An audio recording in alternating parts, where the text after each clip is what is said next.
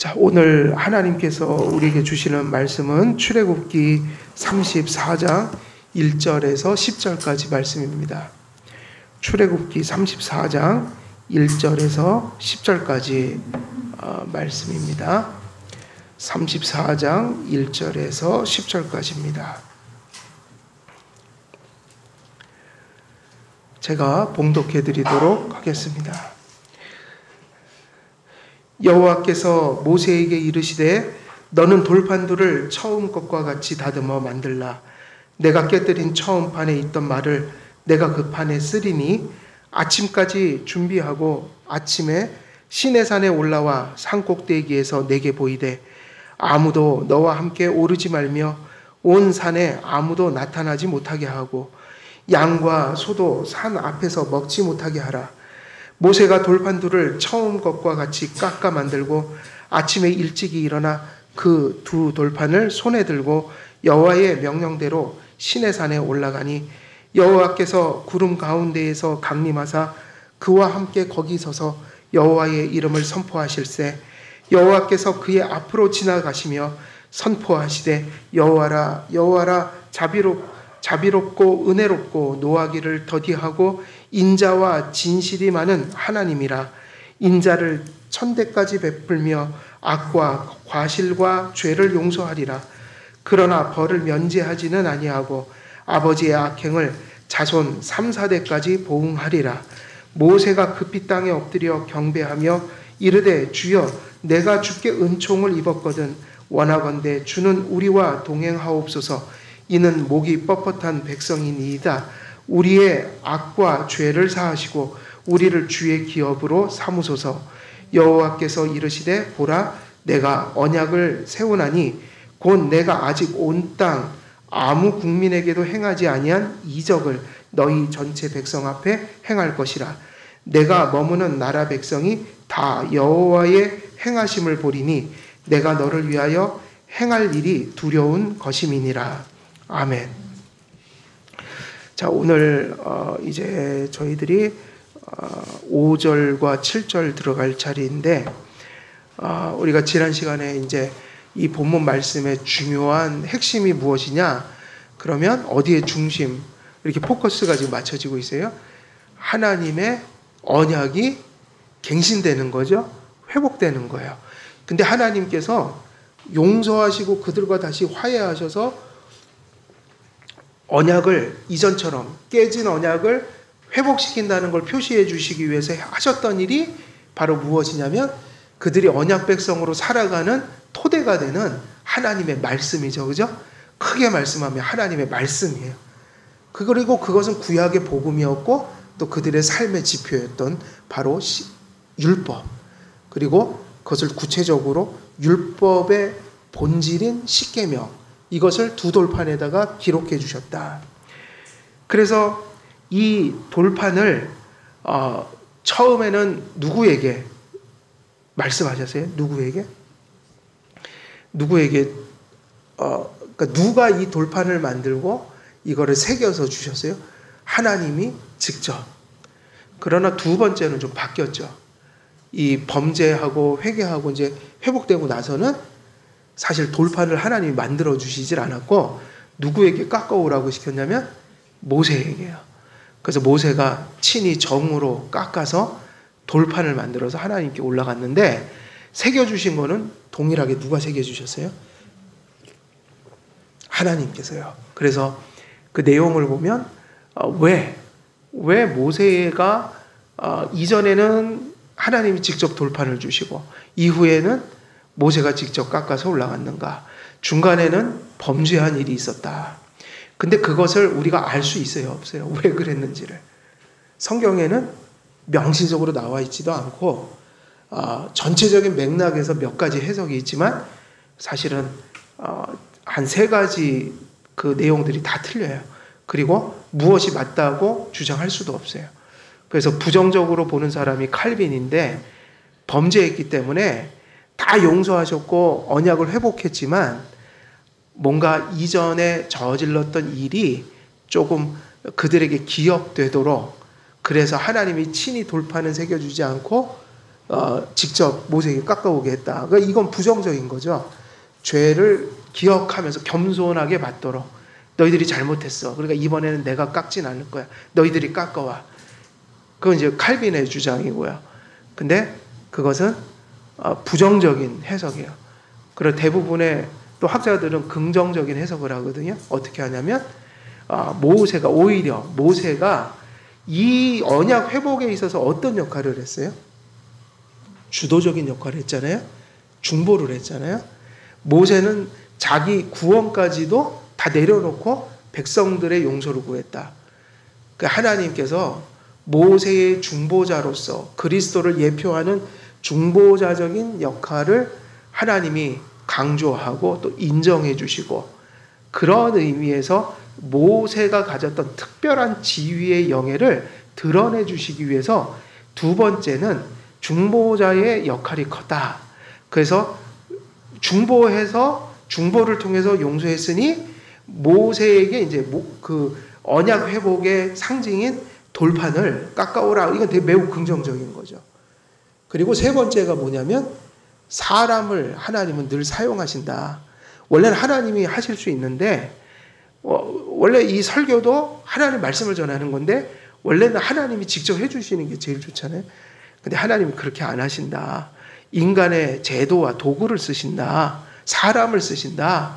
그리고 사람을 쓰심으로 그 사람들에게 하나님의 일에 참여하게 함으로 어떤 하나님의 일에 대한 확신과 격려를 네가 나의 파트너다. 이런 의식들을 심어주시는 하나님의 역사가 있었다. 그래서 이게 해석이 다 다르긴 하지만 이제 중요한 건 이런 부분들은 항상 모든 주석들이 다 달라요. 그러니까 이런 것은 달라도 되는 내용이거든요. 그리고 이런 거를 확고하게 절대적인 것으로 답을 내버리면 그게 벌써 잘못된 해석일 확률이 높은 거예요. 그러니까 제가 해석할 때는 세 가지가 다 맞아요. 왜냐? 하나님께서 모세의 중보적 위치를 강조해주고 또 당연히 인간의 파트너십을 주는 거, 이거는 성경의 일반적인 원리고, 근데 그것을 주시되 하나님이 충분히 이런 긍정적인 의미로 주실 때에도 범죄한 인간에게 항상 자기의 그 유약함과 범죄성을 늘 깨달아 잊지 않도록 해주는 일들이 같이 더불어 일어날 수 있는 것이거든요. 그러니까 오히려 이런 것은 대척적인 해석이 아니라 하나의 하나님의 그 많은 뜻이 담겨진 하나의 행위를 여러 측면에서 보고 주석가들이 이 사람은 이것을 보고 이 사람은 이것을 보고 그렇게 해석했을 수 있으니 사실은 이 모든 해석이 종합적으로 다 맞는 것이다. 다 성경 전체의 맥락을 봐서는 수용할 수 있는 해석들인 거예요. 그리고 가장 중요한 건 뭐죠? 이 부분을 왜 모세가 굳이 이렇게 깎게 만드셨을까를, 이 문제는 우리의 구원과 구원받은 자의 삶에 있어서 절대적이거나 본질적인 문제가 아니어서 이런 걸 가지고 절대화하거나 이런 걸 가지고 무슨 그것을 너무 큰 이슈화를 한다던가 몰입한다던가 이게 불경건한 모습인 거야. 이 정도가 성경이 해석할 수 있는 하나님이 우리에게 주신 해석의 폭이거든요. 이 세 가지 다 받을 수 있는 거죠. 그리고 이 깎은 돌을 가지고 산으로 올라갈 때에 어떤 일이 있었죠? 아무도 올라오지 말라.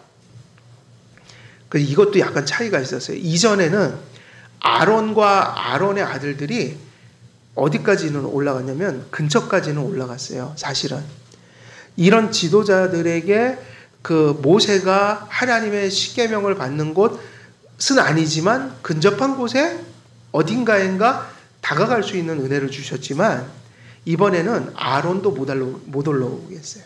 아론도 안 돼요. 그래서 철저하게 모세 빼놓고는 아무도 접근 못하게 했다. 이거는 조금 더 그런 의미들이 있죠. 아론이 사실은 무슨 짓을 했냐면 그 우상 숭배의 중심적인 역할을 했거든요. 그래서 조금 근접하지 못하도록 그렇게 하신 것 같아요. 어찌 됐든 간에 이게 무엇을 다 의미하는 거죠? 지금까지 말씀드린 것의 의미는 아무도 산에 오르지 못하게 했다. 이것은 하나님의 계명을 받는 일이 너무도 거룩한 일이었다. 하나님의 계명은 무엇을 가리키는 거냐면 하나님 자신을 보여주는 거예요. 하나님 자신을. 구약에서는 현현을 통해서 보여줬다고 하지만 현현보다 더 중요한 게 율법이었어요. 율법 자체였다고요. 하나님의 현현은 막연한 거지만 율법은 아주 명확하게 그 말씀으로 주신 거예요. 계시 중에도 아주 더 명확한 계시거든요. 그래서 이 십계명을 주는 것은 하나님 자신을 알려주는 것이고 하나님이 어떤 분인 것을 알려주시는 것이고 하나님이 어떤 뜻을 가지고 계신 것을 알려주시는 것이고 하나님께서 어떤 은혜를 베풀어 주시는 하나님인지를 알려주시는 것이기 때문에 그것은 하나님의 임재와 다를 바가 없는 것이었어요. 그래서 접근 금지를 시켰다.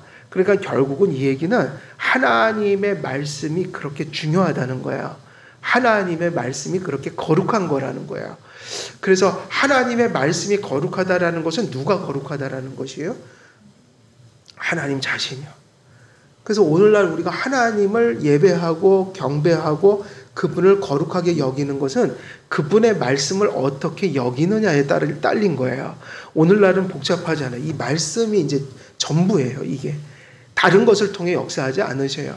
말씀을 통해 우리에게 당신을 유일하게 알려주고 계시고 성령께서 그것을 우리에게 일러주신다. 그래서 이 계명을 우리에게 주시는 일이 언약을 회복하는 일이라고 할 때 이제 우리가 지난 시간에 그런 얘기를 좀 했어요. 십계명을 주실 때 그걸 마음에 새기는 거 되게 중요하다. 근데 이제 그것은 지금 시간이 좀 그래서 넘어가고요. 이제 두 번째 대지로 빨리 가야 되겠어요. 그래서 어느 정도 말씀은 다 드려서 두 번째 대지 5절에서 7절을 좀 보면 5절에서 7절에서 나타나는 일들이 뭐죠? 여호와께서 구름 가운데 어떻게 하세요? 강림을 하세요. 그리고 그와 함께 거기 서서 무엇을 선포하셔요? 여호와의 이름을 선포하셨다. 그러니까 하나님을 나타내신 것이 두 가지인데 하나는 이적적인 현현이었어요. 구름 가운데 하나님의 영광이 어떤 가시적인 영광으로 이렇게 보여주는 현현. 이건 이적에 가까운 것이고 그리고 두 번째 이것과 함께 나타난 게 뭐예요? 여호와의 이름을 선포하셨다. 이것은 앞에 것보다 더 중요한 거예요. 그것은 말씀이었기 때문이에요. 직접 말씀을 선포하셨다. 이게 예수님의 공생애 동안 계속 있었던 일이에요. 그리고 사도 때까지 있었던 거예요. 예수님께서 복음을 전하고 그 복음이 하늘의 권세에서 왔다는 것을 알리시기 위해서 어떻게 했어요? 말씀을 전하고 병든 자를 고치고 이적을 일으키고 표적을 보여주셨다. 사도들 때까지도 똑같았어요. 성경이 완성되기 전까지는 사도들이 복음을 전하고 성전 미문에 있는 자에게 내게 금과 은은 없지만 나사렛 예수 그리스도의 이름으로 일어나라. 앉은 뱅이가 일어났어요. 그죠? 이런 일이 많이 일어났어요. 그게 뭐냐? 똑같은 거예요. 본질이 뭐냐면 말씀을 확증하는 게 이적이었어요. 그리고 목적은 항상 뭐였냐면 하나님의 말씀을 확증하는 것이 이적들이었다. 계속 그 일이 반복되는 거예요. 말씀 주시고 확증하고 말씀 주시고 이게 아버지로부터 온 말씀이다. 이게 내 말이 아니다. 이게 포커스예요. 사도들의 말이 아니다. 예수님께서 전하시고 이게 단지 내 얘기가 아니야. 너희들이 섬기는 하나님으로부터 온 거죠. 이렇게 전했죠. 계속. 그러면서 아버지와 아들이 하나이다. 이건 아버지로부터 온 것이다. 그러니까 받아야 된다. 성경이 다 기록됐어요. 이제 뭐는 없어졌어요? 이적은 없어졌어요. 뭐만 있으면 돼요? 성경 말씀만. 효과는 다를까요? 다르지 않을까요? 그때나 지금이나. 다르지 않은 것은 성령의 내적 증거가 있어서 이적을 통해서 믿는 게 아니라 성령이 내적으로 증거하면 누구든지 믿을 수 있어요. 사도도 그래서 이적을 보고 믿는 거나 성령님이 말씀을 믿게 하는 거나 똑같고 어떻게 보면 더 큰 효과는 성령의 내적 역사에 있는 거예요. 왜냐? 기적을 보고도 이스라엘 백성은 엄청나게 안 믿었어요. 구약 백성들도 이적을 그렇게 많이 체험했지만 너무너무 하나님 말씀 안 들었어요. 그게 무슨 얘기냐면요. 이적이 아니라 구약에는 말씀과 이적과 성령의 내적 증거. 오늘날은 말씀과 성령의 내적 증거. 근데 항상 믿음은 누구의 역사를 통해 믿는 거예요? 현상이 아니라 성령과 말씀. 그러니까 말씀을 들을 때 성령이 역사해야지 되는 거예요. 그래서 여러분, 우리가 할 수 있는 건 전하는 데까지고요. 믿고 안 믿고는 누구에게 달린 거예요? 하나님께 달린 거예요. 그래서 가끔 그런 모습을 봐요. 말씀 전하는 사람들이 믿게 하는 것까지 자기의 몫인 줄 알아요. 그건 큰 오산이에요. 그건 하나님의 주권이에요. 아니, 예수님만큼 배척을 많이 받은 분이 계신가요? 선지자들, 사도들만큼 배척을 많이 받은 사람이 있어요? 사도들이 예수님이 직접 선지자들이 와서 전했으면 다 믿어야 되잖아요. 근데 성경은 그렇게 오히려 얘기하고 있어요. 선지자들이 올 때마다 사람들의 반응은 뭐였다? 돌로 그들을 치는 거였어요. 선지자들이 말씀을 치면 그들을 돌로 쳐 죽였다고요. 그러면 선지자들의 능력이, 하나님의 능력이 모자라서 그러냐? 아니죠. 성령님의 주권이 그를 믿게 하셔야지 믿게 되는 거예요. 그러니까 성령님의 내적인 증거가 있으면 현상을 보고 믿는 게 아니라 말씀과 성령으로 충분히 믿는 거라는 거예요, 제 얘기는. 그래서 지금은 그런 거를 찾아다니지 말라는 거예요. 그거 필요 없어요, 이제는. 이제는 이 시대는 말씀을 똑바로 전하고 거기에 성령님이 내적으로 믿게 하시는 역사를 통해서 그 방법을, 그러한 전도를 보편적이고 일방적인 구원하는 수단으로 이제는 삼으시는 시대라고요. 그래서 구약에서도 하나님이 현상을 보여주시고 그리고 여호와의 이름을 친히 선포해 주셨는데, 이 34장에 나오는 이 본문은 보통 주석가들이 어디에 포커스가 맞춰져 있다고 보통 가리킬까요? 이전에는 현현들이 많이 나타났어요. 하나님의 율법을 다 성문화하기 전까지는 현현이 많이 나타났어요. 그러나 이 34장은요, 종결적인 장이에요. 율법을 주시는 장인데 무엇이 강력하게 나타나냐면 현상이 아니라 뭐예요? 하나님의 선포예요. 그것이 여기서는 어떻게 표현되어 있냐면 여호와의 이름을 선포하실세, 그렇게 되어 있어요. 그러면서 뒤에 대부분의 말씀이 현상이 아니라 뭐죠? 여호와께서 그의 앞으로 지나가시며 선포하시되, 뭐 하셨다고요? 이거는 현상이 아니라 말씀을 들려주셨다는 얘기예요. 말씀. 그래서 이 34장은요, 현현의 포커스가 맞춰져 있지 않고 하나님의 구체적인 음성으로 들려주신 말씀이 포커스를 자리하고 있다. 그러면서 어디에 포커스를 두고 있냐면 여호와라, 여호와라, 이름. 그리고 그 이름을 어떤 메시지의 전제로 달아놨냐면 자비롭고 은혜롭고 노하기를 더디하고 인자와 진실이 많은 하나님이라. 인자를 천대까지 베풀며 악과 과실과 죄를 용서하리라.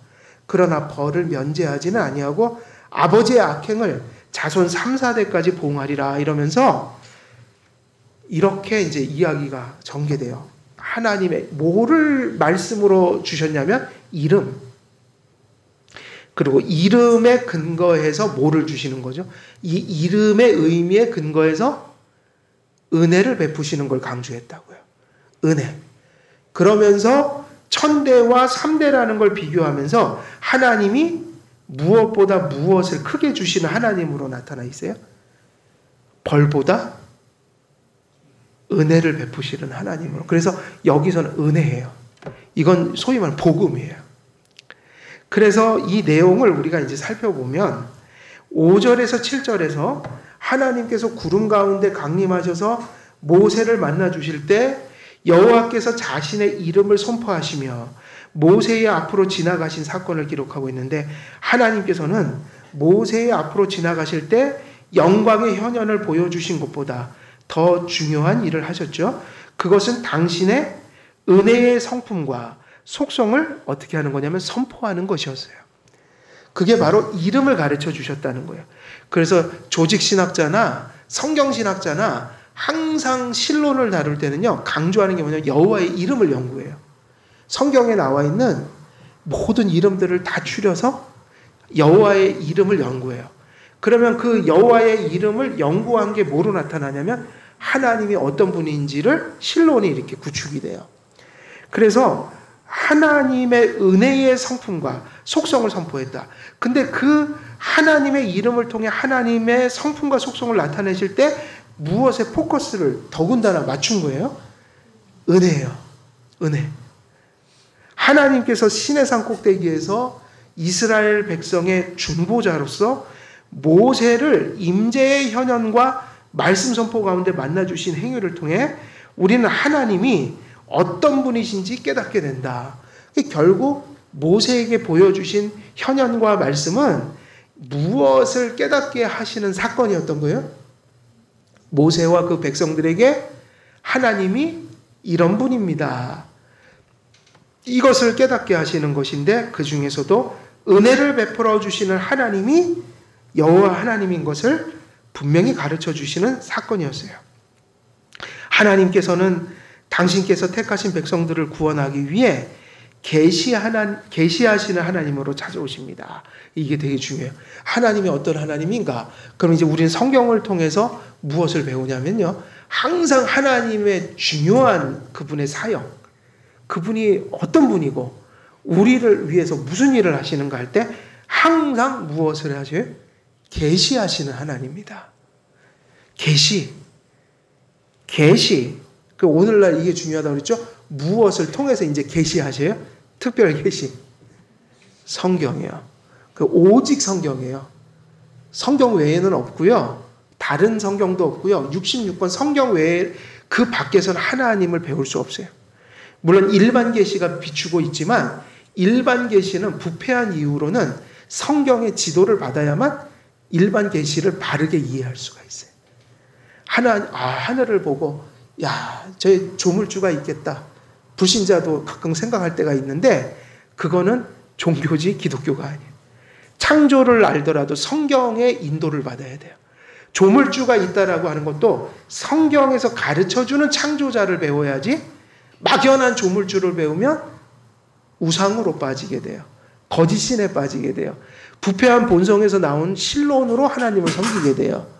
그러니까는 우리가 일반 계시를 보고 인문학을 보면서 세상의 이치를 깨닫더라도 항상 성경으로 돌아와서 성경의 조종과 인도와 교정을 받아야 돼요.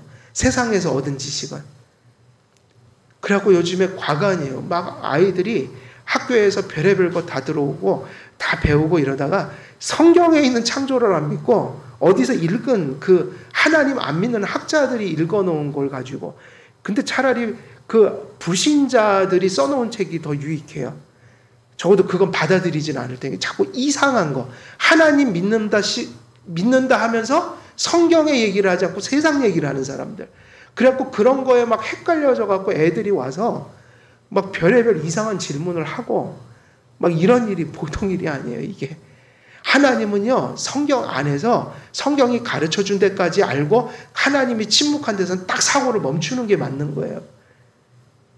그렇게 안 하면 다 어디서 온 거냐? 부패한 본성의 지 생각인 거예요. 그건 제 얘기가 아니라 개혁주의가 바로 그런 성경관을 가지고 있어요. 칼빈이 기독교 강요나 주석에서 늘 하는 얘기가 뭐냐면요. 내가 여기까지 설명할 수밖에 없다. 성경이 여기까지 왔다. 근데 성경이 멈춘 곳에서 멈추자. 칼빈도 멈추고 여러분도 멈추십시오. 그런 구절이 무지 많아요. 성경에 없는 걸 얘기하면 답이 없는 거예요. 그걸 누가 증명하겠어요? 근데 오늘날은 성경을 넘나드는 사람들이 너무 많아요. 어디에요? 교회 안에. 그래서 바른 얘기를 해도 그것이 수용이 안 될 때가 많아요. 세상 지혜가 너무 많아서 세상 지혜로 하나님의 지혜를 넘어버려서 하나님의 지혜가 아니라 세상의 지혜로 살려고 하는 자들, 하나님의 지혜가 아니라 세상의 지혜로 신학을 구축하려는 자들이 너무 많아서 하나님 얘기가 세상 지혜로 배척을 받는 시대가 되어버렸다. 창조면 창조지 진화론적 창조가 어디 있어요? 두 가지 양립할 수 없는 전제를 어떻게 같이 놔요? 차라리 창조를 믿지 않는 게 더 일관되다. 하나님이 진화를 통해 창조했다. 이런 몰상식한 얘기가, 성경을 믿는다면 절대로 진화는 들어올 틈이 없어요.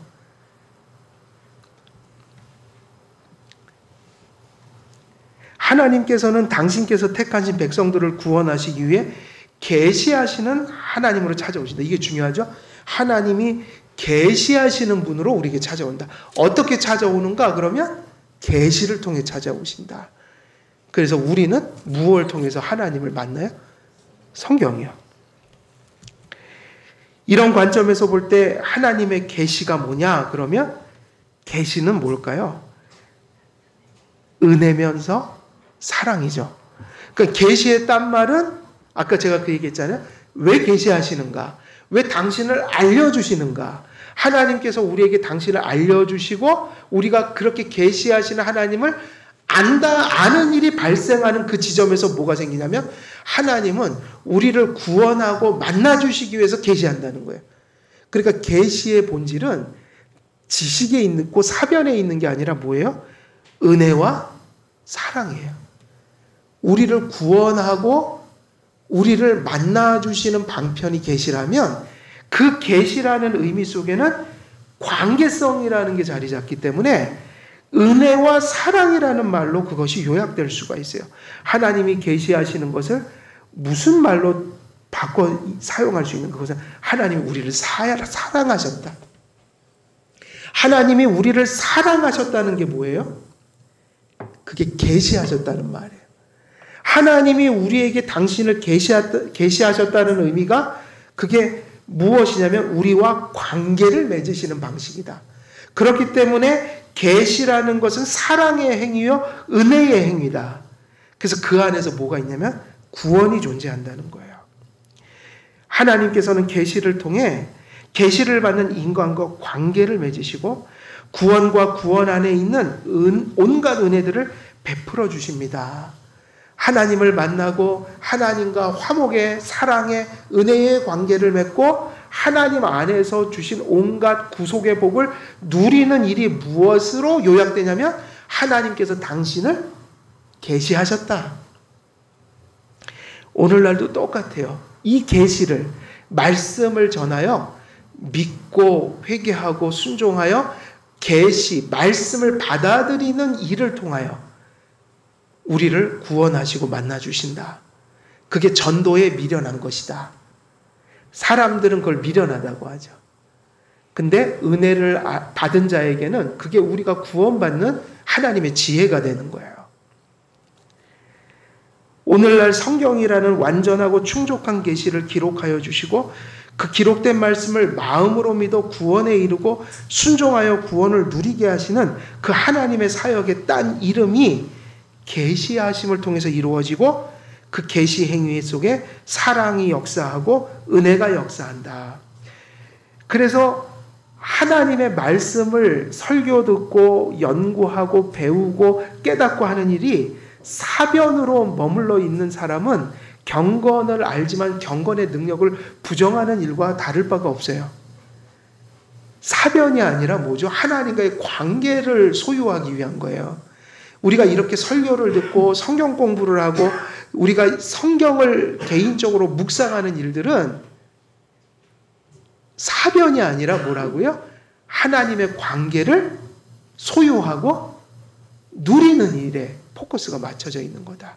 그래서 참 경건을 경험한 분들은 하나님의 지식이라는 것을 사변으로 이해하지 않아요. 그건 살고 죽는 문제고 하나님을 만나는 문제고 그것은 하나님의 사랑이며 은혜예요. 하나님의 가장 큰 사랑을 어디서 깨닫냐면 말씀 속에서 깨닫죠. 성경을 내가 믿고 성경을 수용할 수 있는 그 믿음을 주신 은혜를 내가 인생 속에서 가장 큰 은혜로 인식해요. 하나님께서는 모세와 이스라엘 백성을 사랑하셔서 그들에게 당신의 임재의 현현과 말씀을 선포하시는 가운데 은혜 언약을 맺으시고 성취하시는 하나님 자신이 얼마나 선하신 분인지 백성들에게 당신을 나타내 보여주셨어요. 우리는 하나님께서 강림하셨다는 의미를 그래서 어떻게 했다고요? 구름 가운데 어떻게 하셨다? 강림하셨다. 그렇게 할 때 이게 물리적인 의미가 지리적인 의미가 아니라는 거예요. 강림하셨다고 그럴 때 이게 하나님의 물리적 지리적 이동이 아니에요. 거기에 머물러 있으면 안 돼요. 원래 하나님께서는 하나님 조직신학을 배우면 하나님이 이 공간적으로 광대하시다고 가르치거든요. 무한하셔서 그래서 무소부재라는 교리는 어디나 다 계신다는 얘기예요. 어디나. 지금 여러분 하나님이 교회에도 계시지만 어디도 계셔요. 저 불신자들이 사는 세상 속에도 있고 그리고 우리 속에도 계시지만 지금 지금도 오늘 놀러 가려고 이 주일날 놀러 가려고 지금 차 끌고 가는 저 불신자들 속에도 하나님이 함께 하셔서 지금 저들의 생명을 유지시키고 계신 거예요. 일반 운총적 측면에서. 하나님은 참 신기하시죠. 지금 저 불신자들까지도 일반 은총에서 그 시각에서 보면 저들과 함께하고 계신 거예요. 그죠? 저들을 떠나시면 육신적으로는 저들 죽죠. 하나님의 인자가 하나님의 그 은혜가 그 해를 악인과 선인에게 똑같이 비추어 주신다. 일반 은총. 그러나 또 신비해요. 동일하게 이 주일날도 하나님 섬기지 않는 저 불신자들을 하나님은 어떤 모습으로 저들 앞에 직면해 계신 거예요? 심판자로. 이걸 다 얘기해야 돼요. 일반 은총적인 측면에서 함께 하시고 계셔요. 저 불신자들 속에. 그러면서 영적으로 보면 저들 앞에 누가 지금 서 계셔요? 심판자로 서 계셔요. 그래서 저들이 빨리 예수 믿고 돌아와야 돼요. 저 예수님 안 믿는 저 사람들이. 말을 안 듣죠. 근데 큰일 나요. 회개 안 하면. 그래서 하나님은 무소부재하셔서 하나님은 어디나 계셔요. 어디나 다 계셔요. 그래서 하나님이 마치 강림하셨다는 게 그곳에 안 계시다가 하늘에서 갑자기 그 시간에 또 내려와 계시고 이런 의미가 아니에요. 편재라는 교리도 있어요. 이 작은 공간 속에서 하나님이 어떻게 계시냐가 편재의 교리예요. 그럼 뭐라고 가르치냐면 한길교회처럼 이 작은 교회나 저기 저 대형 교회처럼 큰 교회나 5만 평이 되든 40평이 되든 하나님은 그 공간 속에 당신 전체로서 완전히 계세요. 이 신기하죠? 육체적으로 보면 40평에는 40평 정도의 하나님이 계셔야 되는데 그게 아니라 이 40평 속에 이 조그마한 육체와 이 작은 곳 속에 있는 영혼 속에 하나님은 어떻게 계시냐면 우리만큼 계신 게 아니라 무한하게 완전하게 당신의 전체로서 그 안에 어디나 계셔요. 그래서 우리같이 작은 자들 속에 함께 계시는 하나님이 불완전한 하나님이 아니라 완전한 하나님으로서 함께한다. 완전한 하나님으로서 함께한다. 이게 편재교리예요. 하나님의 강림이라는 것은 안 계시다가 지금 그곳으로 내려오시거나 이런 의미가 아니라 불신자의 세계 속에나 신자의 세계 속에나 어디나 하나님은 사실은 다 계신다. 근데 이 얘기가 좀 무서운 얘기인 거예요. 그래서 공간적 의미가 아니라 관계적인 의미의 임재를 생각해야 된다. 그렇게 되면 이제 얘기가 어떻게 돌아갈까요? 하나님께서는 신자들만이 아니라 지금 누구들 앞에도 늘 계시는 거예요? 불신자들 앞에도. 동시에 하나님께서는 모든 자들 앞에 계시고 모든 자들의 마음과 언행을 불꽃 같은 두 눈동자로 그 앞에 계시며 다 지켜보고 계신다. 그래서 바리새인들의 그 외식적인 기도를 향해 뭐라고 그랬냐면 은밀한 중에 보시는 하나님 앞에 기도하라 그 얘기를 했다고요. 은밀한 중에 어디나 계셔서 사람들이 있는 곳에만 역사하는 하나님이 아니라 네가 혼자 있을 때 네 혼자서 생각하고 행하는 모든 것을 보고 계신다. 그래서 어디서 기도하는 정신으로 공기도를 하라고 가르치는 거예요? 은밀한 중에 보시는 하나님을 의식하는 정신으로 사람들 앞에서 기도하라. 예를 들면 목사인 제가 공기도를 하잖아요, 주일날. 그러면 사람들 앞에서만 의식해서 기도하는 사람이라면 그렇게 책망하시는 거야. 그러지 마라. 사람들 앞에서 기도하지 말아라. 하나님 앞에서 기도해라. 근데 네가 잘못됐다. 하나님은 네가 혼자 있을 때 네 일거수일투족을 다 보시는 하나님이야. 그래서 사람들을 의식하고 기도하면 안 돼. 누구를 의식하고 기도해야 돼? 하나님. 그래서 어떤 정신으로 기도하냐면 은밀한 중에 골방에서 은밀한 중에 보이지 않는 하나님을 향해 기도할 수 있는 그 믿음을 가지고 나와서 동일한 마음으로 공기도를 드릴 때 골방의 기도나 공기도나 똑같이 하나님이 받으신다. 그래서 하나님께서 악인이나 선인이나 또 우리가 잘할 때나 못할 때나 형제들과 함께 있을 때나 홀로 있을 때나 언제나 모든 곳에 하나님이 계시다라는 것을 직시하고 살아야 한다. 그래서 하나님의 임재와 강림을 관계적인 의미로 생각하면 우리의 의식이 많이 바뀌어지는 거예요. 그래서 우리가 무엇을 중요시해야 되냐면 하나님과 어떤 관계로서 그 앞에 설 것인가, 이걸 날마다 고민해야 된다는 거예요. 하나님을 심판자로 직면할 것인가, 하나님을 아버지로 직면할 것인가. 그래서 뭐를 가져야 돼요? 믿음과 회개 생활을 해야 돼요. 성도들이라면 아버지로 이미 모셨잖아요. 그죠? 징계적 아버지로 볼 것인가? 은혜를 누리게 하시는 그런 관계 속에서 하나님을 만날 것인가? 무엇을 선택해야 될까요? 은혜를 누리는 삶을 살아야 되겠죠. 코람데오라는 말이 바로 여기서 나온 거죠. 코람데오. 하나님 앞에서. 우리는 하나님 앞에서 사는 존재입니다. 그러므로 하나님께서 모든 곳에 계심으로 장소적 의미에서 다시 내려오실 필요는 없습니다. 그러나 관계적으로는 날마다 강림하시고 임재하시죠. 어떤 사람에게는 심판자로 계시던 하나님이 예수님 믿고 회개하고 회심하자 그에게 어떤 관계로 바뀌어지신 거예요? 아버지로. 그는 하나님을 새롭게 느껴요. 하나님을 새롭게 관계해요. 하나님 믿더라도 범죄 속에 있는 성도들이 우리에게 은총을 베푸는 하나님을 누리지를 못해요. 날마다 징계적 하나님을 자꾸 느끼게 되는 거예요. 그래서 우리가 어서 성화적 회개를 이루어서, 그러니까 그 징계라는 게 연단 이런 의미가 아니라 죄 짓을 때 말하는 거예요. 제가 말하는 거. 하나님 믿으면서 맨날 죄 짓고 나쁜 것을 손대고 이러다가 징계적 하나님을 날마다 자꾸 생각하게 되는 거예요.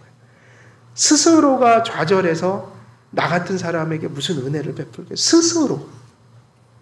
그래서 그런 분들은 얼른 회개하고 복음을 믿어야 돼요. 하나님이 나에게 때리시는 하나님이 아니다. 사랑해 주시는 하나님이다.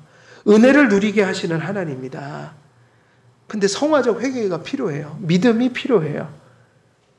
근데 이것을 회복하면 똑같은 성도들의 삶이지만 삶 자체가 또 달라져요. 관계적인 의미에서 성도가 순종하고 회개하며 살아갈 때 큰 은혜로 함께 하시는 하나님, 기쁨을 주시고 감사가 넘치게 하시는 하나님, 그런 은혜를 누리게 하시는 주님으로 하나님의 임재 의식을 갖고 살아가게 된다.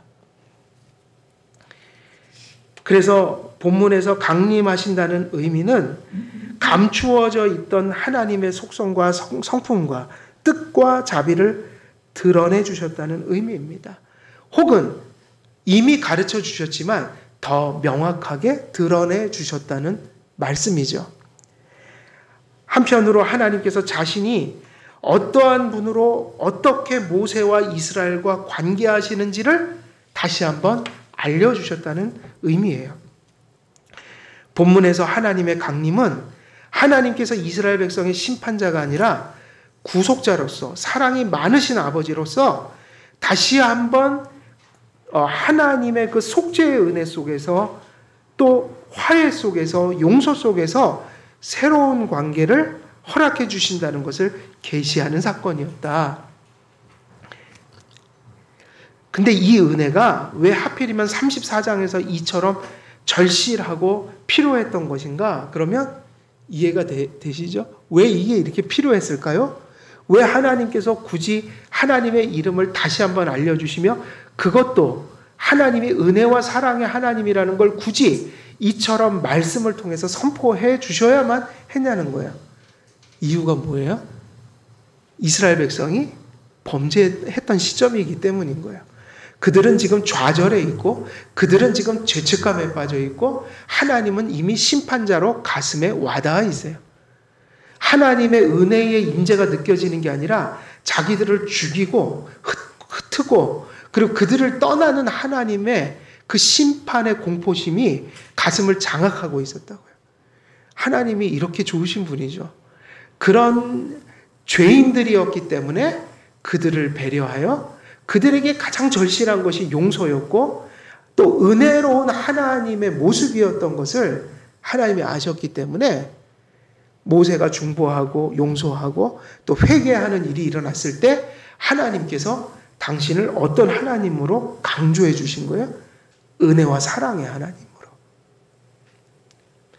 그래서 우상 숭배하고 징계 속에서 있던 그 이스라엘 백성에게 하나님께서 아버지의 관계로서 나타내실 수 있었던 이유는 모세를 통해 예표된 예수 그리스도의 속죄와 그분에 대한 믿음 때문이었다. 그리스도께서 이스라엘 백성에게 주신 믿음을 통해 하나님의 백성은 회개의 선물을 누리고 하나님과 화해의 용서를 누릴 수 있게 되었습니다.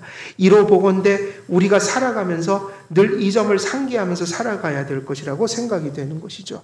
우리가 이 짧은 나그네 인생을 살면서 늘 하나님 앞에 살아간다는 의식을 잊지 말아야 된다는 것입니다.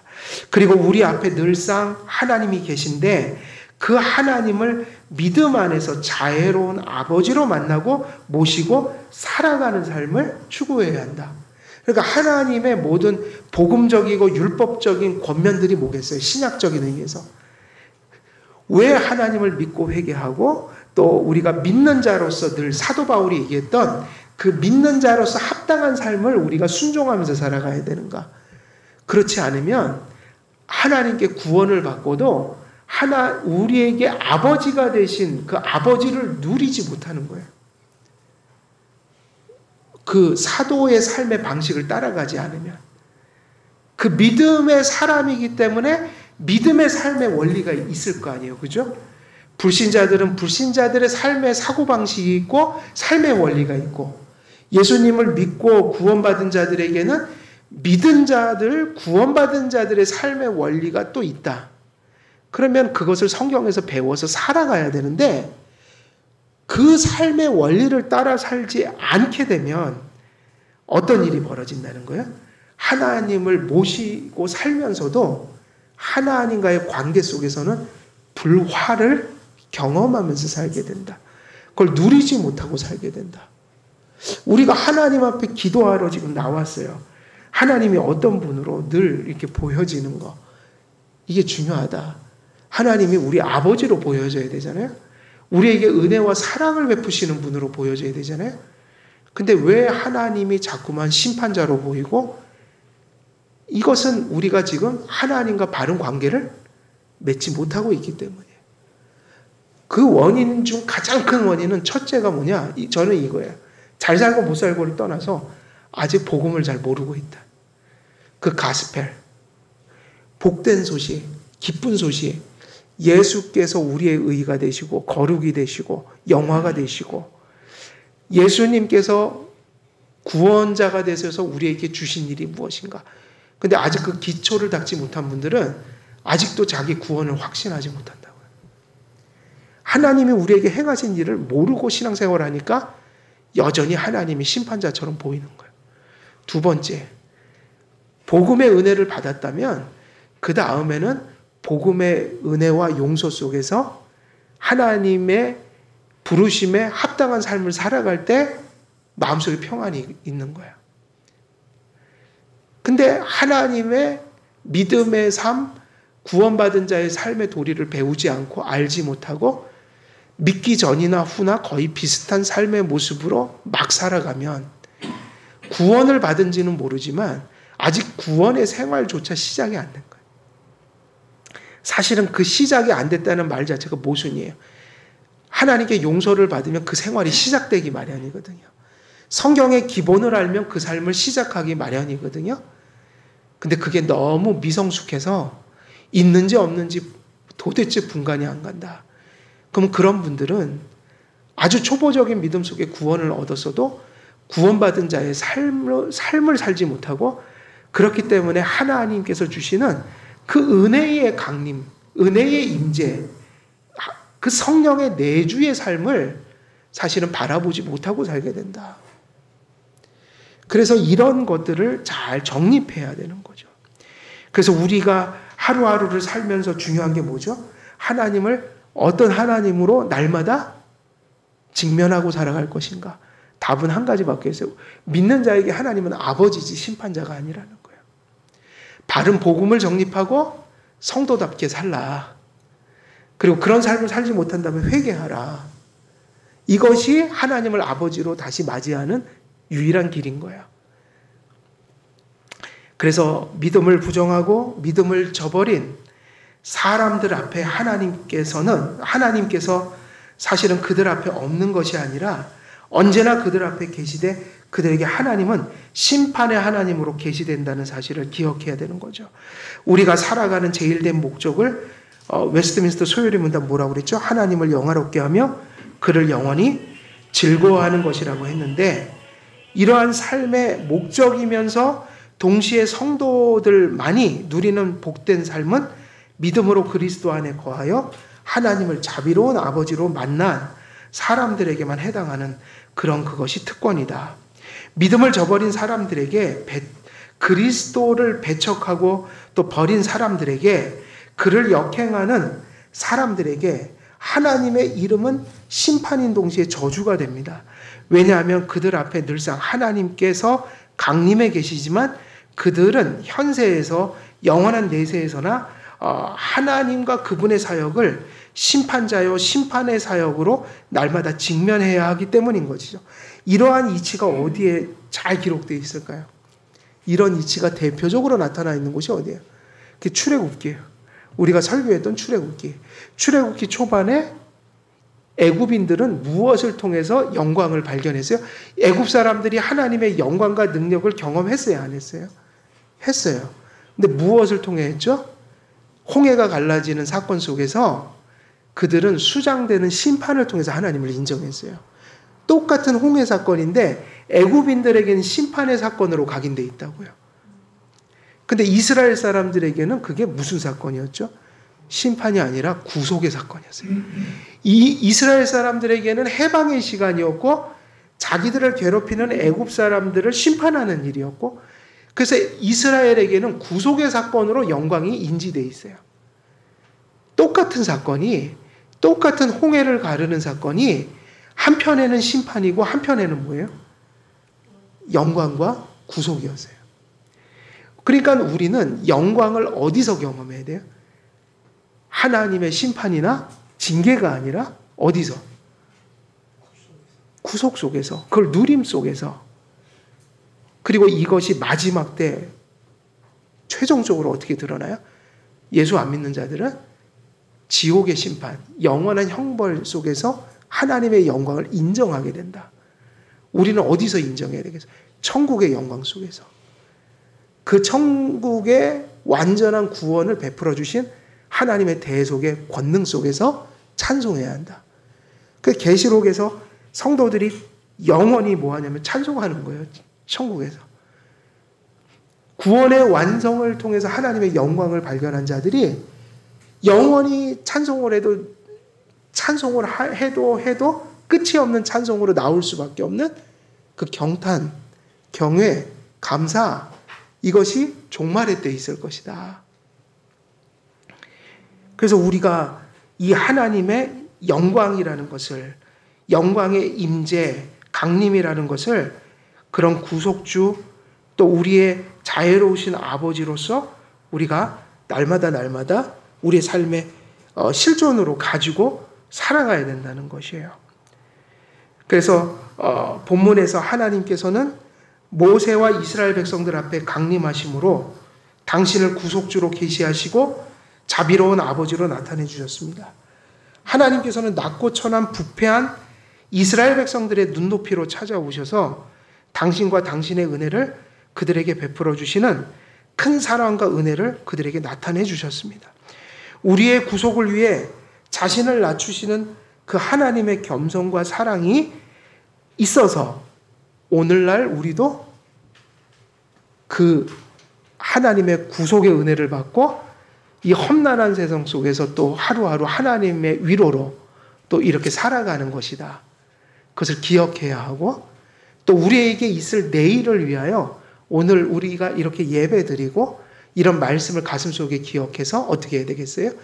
믿음으로 또 회개의 삶으로 또 주님께서 주신 성도에 합당한 삶을 우리가 살아감으로 그 하나님을 아버지로 만나고 모시고 날마다 누리는 그 삶을 우리가 가져야 한다. 이런 삶이 여러분 안에 실존하는 은혜가 있으시기를 우리 주 예수 그리스도의 이름으로 축원드립니다. 기도하겠습니다. 살아계신 하나님 아버지, 오늘도 하나님의 말씀을 통하여 우리에게 계시하시며 계시를 통해서 구원하시고 또 선하신 아버지로서 우리를 관계해 주시는 그렇게 사랑 많으신 하나님이 우리의 하나님인 것을 전하였습니다. 이 진리를 성경에서 우리에게 확증해 주셨사오니 성령의 내적 증거를 통하여 한길교회 성도님들이 모두 믿게 하시고 또 그 은혜를 붙들고 하루하루를 살아감으로 우리에게 이 험난한 세상, 굴곡이 많은 세상 속에서 날마다 하늘의 평강과 기쁨과 감사를 잃어버리지 않고 그 하늘의 축복을 누리며 살아가는 우리 모두가 될 수 있도록 하나님 충만하여 주시옵소서. 감사드리옵고 우리 주 예수 그리스도의 이름으로 기도드리옵나이다. 아멘.